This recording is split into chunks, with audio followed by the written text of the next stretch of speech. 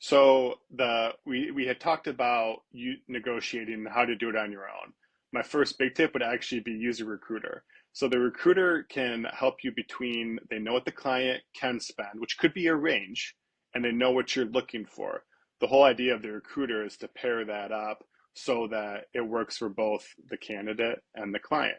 Well, you're not going to know what their range is if you're just a candidate seeking. They might tell you or it might be posted, but the recruiters know the exact range because they know who they can send over to the client for it to make sense for the client. So using a recruiter is probably your best chance to get, you can tell a recruiter, hey, I'm looking for this X amount. Well, the recruiter is going to know, hey, this client can either do that or not. They're not going to send you if they can't get to that, if that's your actual number. So the recruiter already has that knowledge before you even interview to see if that's a good fit. And then when it comes to negotiations, it's always tough to negotiate with somebody back and forth. You get the job, you see them the first day, it's awkward because you guys have talked about money so much. The recruiter can break that up for you as being the person in between.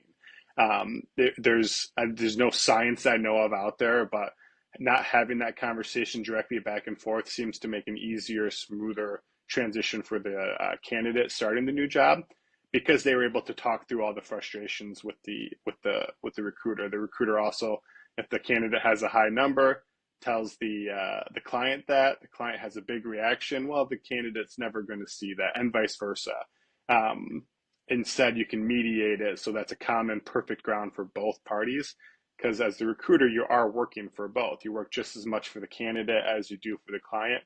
And the only way that this will ever work, and how I always, because retention is so important to me, um, is if it works for both sides. That I always tell my candidates that it's only going to work if it works for you. I tell my client that it's only going to work if it works for you. If someone is stretching too far one way or the other, it's never going to work. You're not going to stay there long. The candidate's not going to stay there long. So the recruiter bridges that gap to help make it more efficient and understandable for everybody, and then they can move forward happily.